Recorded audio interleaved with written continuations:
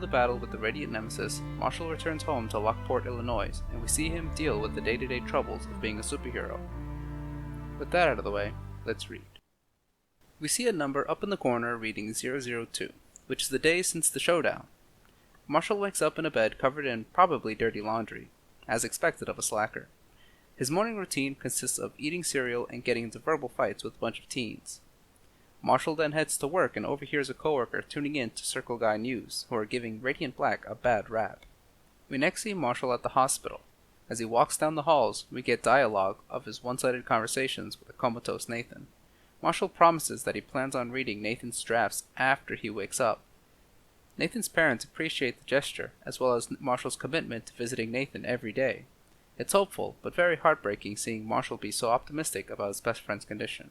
The sun rises on day 4, and Marshall adds Circle Guy News to his morning routine, along with his verbal fights with the neighborhood kids. Marshall is back at the hospital with Nathan, and tells him all the grief he's getting from Circle Guy News.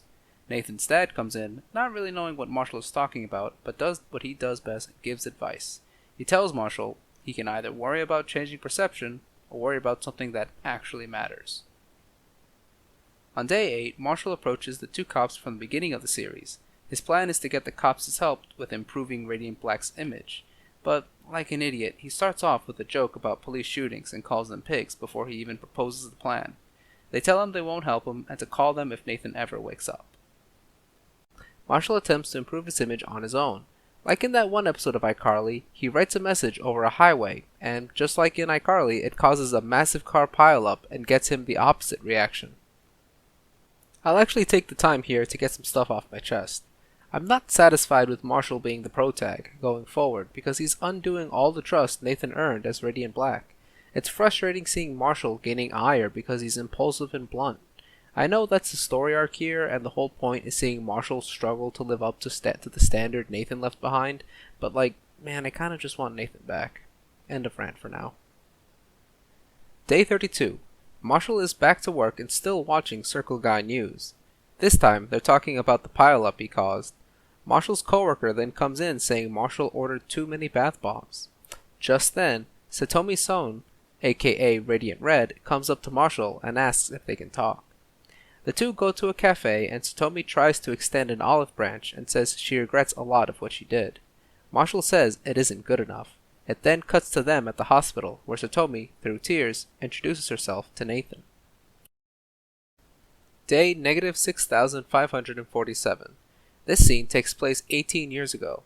Nathan and Marshall are kids and are talking about the chances of a Cow live-action movie. It gets a little sad when Nathan hopes to one day rent out the abandoned movie theater and watch the whole Cow franchise. Marshall tells Nathan they absolutely will. Day 65. Marshall fights a superpowered villain named Doppler. Marshall wins and tells a reporter that he's going to make sure Doppler never wreaks havoc again. The next day, Doppler shows up again and is stealing money from an armored truck. Day 90. We're fast forwarding a bit now and Marshall's life is getting monotonous and depressing.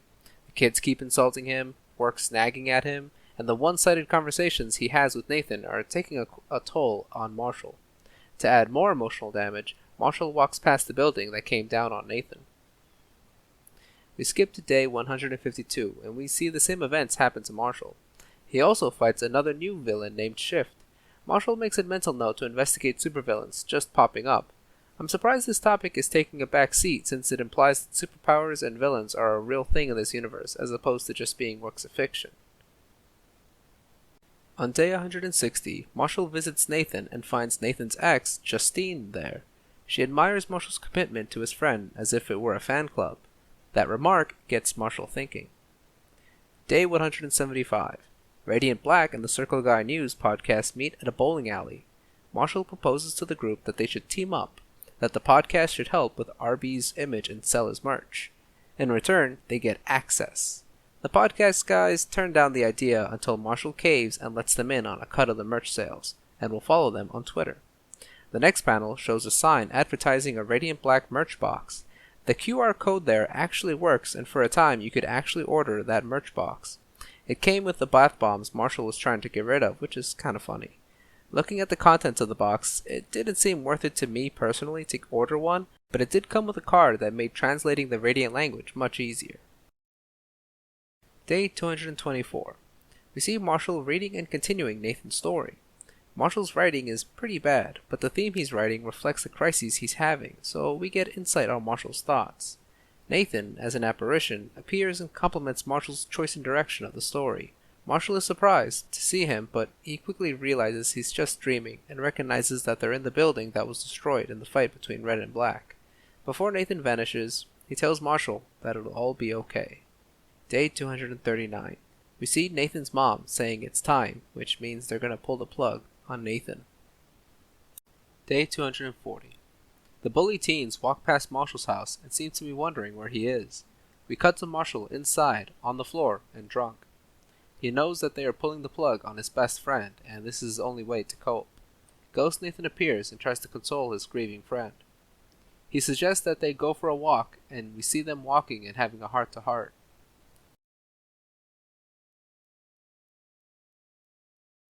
Marshall, feeling better, works his way through the hospital. The doctors and nurses explain the procedure to Nathan's upset parents. As they begin injecting Nathan with morphine, Marshall realizes something and scrolls through his phone. Whatever he finds makes him shout at them to stop. He says that he can still save Nathan. Nathan's mother shouts at Marshall to just stop the commotion, and the nurses tell Marshall to leave. He runs outside the hospital and shouts to the sky, "He's alive, isn't he?" He exclaims that he knows Nathan is still alive because he recited Nathan's book word for word despite having never read it, which implies Nathan's consciousness is still within the Radiant. With no reply, Marshall stands in front of an incoming train to threaten the Radiant entity. If Marshall dies, someone worse could possibly bond with the black hole. His plan works when we hear, "Hello, Marshall." With the train still incoming, Marshall asks if it's possible to save Nathan.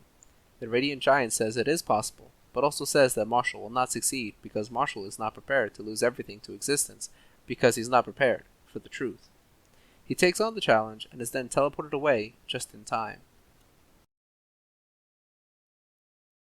This is Radiant Black's longest issue, and we spent the whole time with Marshall and his struggle to cope with Nathan's condition. Marshall, in his defense, is a good guy and a loyal best friend. That being said, society would call him a loser. He has a dead-end job with no higher aspirations, he fights with a bunch of teens, and he doesn't seem to have any other friends or a romantic relationship going for him. Now he's burdened with the responsibility of being a superhero. Marshall is going through some pretty tough circumstances that would break anyone, so I am eager to see the ways Marshall will grow up and live up to Nathan's short but impactful legacy as Radiant Black. The big takeaway is the prospect of Nathan being revived. Marshall was teleported at the end of the issue, and we have no idea where.